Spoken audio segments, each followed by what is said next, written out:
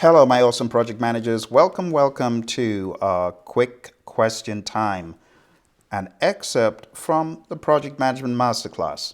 I hope you're doing well. This is going to be a very rapid review of questions just to kick the tires and ensure that you're doing well. Now, if you are getting ready for the PMP exam and you're struggling and you're wondering, how am I going to get this done? Maybe you're looking for help. I advise you going down to our website. It's projectmanagementmasterclass.com.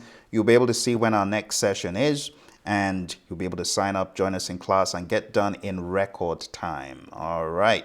So let's jump into a few of our questions for today. You might remember these questions from our previous session, and I'll be very quick with them. I would ask for you to hit the pause button, take a best guess, and I'll tell you what the answer is. Okay? So let's read. On an Agile project involving lightweight estimating methods and incremental delivery, the product owner complains that the process being used by the team are insufficient.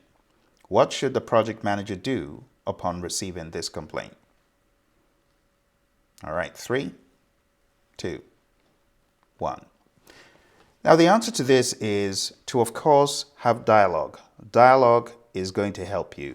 So making the changes and following recommended change control procedures is not the best because you are just making changes without dialogue. B says meet one-on-one with the product owner, keep it secret. That's never good. Why would you keep the team out?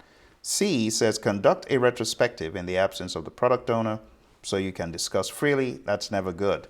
Transparency is what we should be upholding. And lastly, meet with the product owner and the team to better understand the problem. Option D, all right? So the answer to this would be option D. Now, we've gone through quite a few of these questions, so I'm going to jump ahead from question 1 to question 8. So, question 8.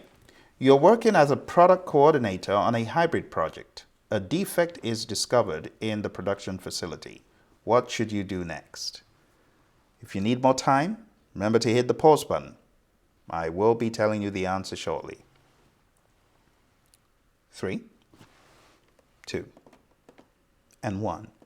All right, now as a student on the exam, you've got to use the process of elimination. Okay? So when you discover a defect, what should you do? Should you immediately send the change request? No. What are you sending a change request for? You don't even know. B, use a cause and effect diagram to analyze the situation and determine failure causes. Doesn't sound like a bad idea, but let's read the others. C, meet with the portfolio steering committee to discuss the defect found. That's too much firepower for a very straightforward thing, right? Even if it's a more complex problem, you wouldn't go all the way to the portfolio steering committee and discuss the defect and then do what? No. D, put the defect on the product backlog for further action by the operations team. Think about what it's telling you. It's talking about an operations team. That's not the development team. So whenever you look at these options, you got to use process of elimination to cancel out the fiction, leave the fact. So the best option for this is B. Even though it sounds safe and obvious, right? Use a cause and effect diagram. It's the best option. Everything else is not as good as finding out what is the problem here. We got a defect, what is causing the defect, and based on that, you want to find out what is causing it, and then you could go to the next stage, which would be to send a change request, which would be A. But you wouldn't go to A immediately, you would do B first. All right, let's go to our next one. As a Scrum Master working on an Agile delivery, senior management asked you to present metrics of concern. Which of the following would you present to them? Again, hit the pause button, give it a little bit of time, think about it. 3, 2, and 1. Okay. So you got to ask yourself, on a burn chart, what is on the x-axis and what is on the y-axis, if you can remember well enough. Okay. So you might recall on a burn chart, you've got this, you've got on the y-axis, it could be story points, it could be effort, such as hours. Okay, but it's typically the story points, right? And then on the x-axis, you've got sprints, or you've got days or weeks and things like that, the time factor. So with that in mind, A says a burn up chart with cost on the x-axis. Cost would not be on the x-axis, so it's not that. B says a burn down chart with days on the y-axis. Now we've got story points on the y-axis, or hours at worst. C says a burn down chart with weeks on the x-axis. Remember, x-axis, we could have sprints, we could have weeks, we could have days as well. So that's not entirely out of the question. Let's look at D. A release burn down with effort on the x-axis. Now, a release burn down, you wouldn't be with effort on the x-axis. It would still be with effort on the y-axis. So that's not correct. The best option is C. All right, so you got to know your metrics and what you're measuring and which axes they're on. It could help. All right, let's go to our next one. You are working on a project with a high degree of change but a low frequency of delivery. Which approach should you select as a project manager? I'll give you some more time. 3, 2, 1. Okay. So, taking a look at the options. Since it says a high degree of change, but a low frequency of delivery, you know that it cannot be predictive, because predictive, if you think about how the map is in your PMP guide, right? Remember, you've got predictive here, or your Agile practice guide, I beg your pardon. You got predictive here, you've got Agile here. You got the element of changeability, right?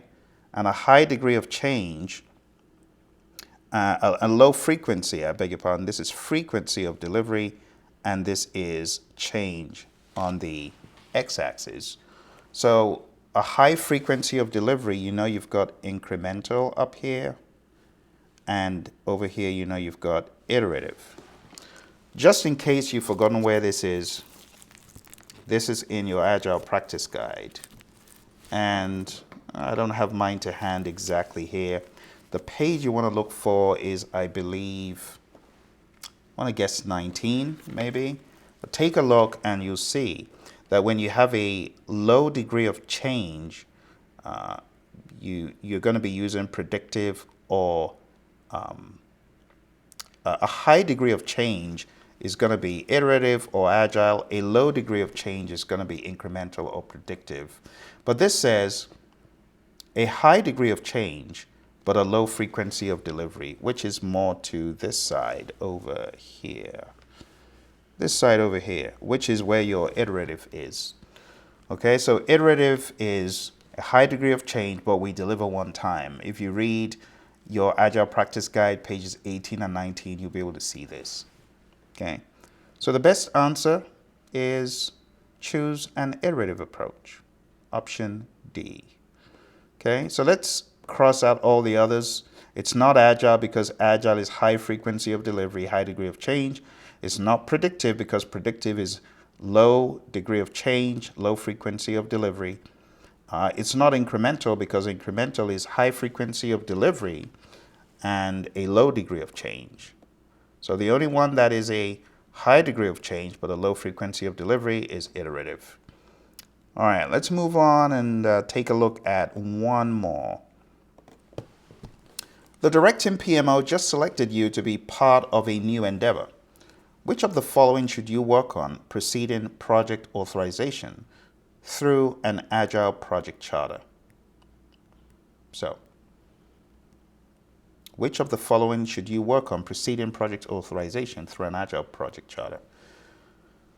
Okay, so we've already talked about what you should work on preceding authorization. So it cannot be a project charter because that is authorization, right? So it's not A.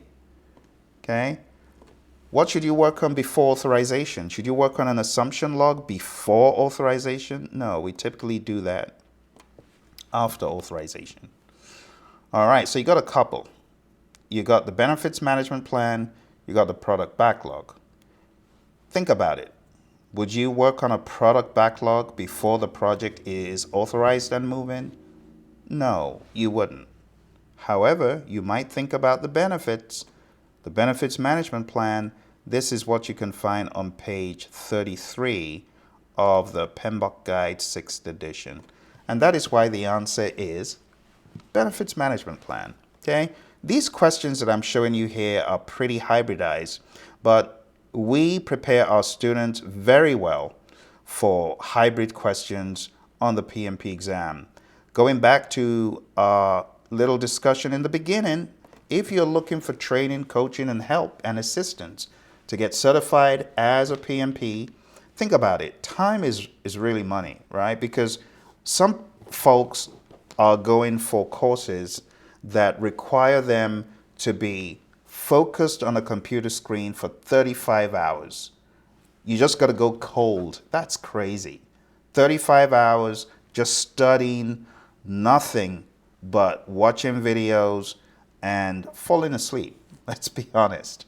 For some people are motivated to do those very difficult courses, but I want to recommend to you, if you have a time crunch and you're finding it hard to focus, concentrate, and study alone, my suggestion to you is to go to projectmanagementmasterclass.com. You can look for the link below. We are starting training again this month. So just look for the link and you'll be able to join the next session. We're going to expose you to all sorts of studying, not only predictive, not only agile, but also the hybrid factor. And that's why a lot of the questions that you're seeing here today, they are rather hybrid in nature. One more question, and I promise this will be it. We'll be done. All right. The Agile Project Management Office has appointed you to manage a new cross-functional project seeking to deliver value regularly. As one of the first steps, you need to choose your way of working. Which of the following would you select as the project manager working with a highly motivated team with T-shaped skills? Would you select a hybrid life cycle, a predictive life cycle, an iterative life cycle, a software development life cycle? All right, 3, 2, and 1. Okay, now, taking a look at this question, I know it might throw you for a loop. Well, anyone could use any of these, but let's read between the lines. The Agile Project Management Office, did you catch that? Has appointed you to manage a new cross-functional project. So we have an Agile Project Management Office and you're working on a new cross-functional project. Won't it make sense to use something that enables effective working together, right? It says you need to choose your way of working. Which of the following would you select as a project manager with a highly motivated team with T-shaped skills? T-shaped skills means they got skills to be able to do things in a number of ways and be able to cover for each other. The best in lieu of Agile is hybrid. So the answer to this is not going to be predictive. It's not going to be iterative. It will be something hybrid. That would be the best, okay? If you don't have something Agile, use something hybrid, okay, when working with your cross-functional team. I hope this makes sense, and I hope you found this to be useful. Again, my friends, I know some of you are really struggling hard with this exam. Going down to projectmanagementmasterclass.com, okay? Sign up for training there, and we look forward to seeing you in the class later on this month. You take care, and all the very best. Bye for now.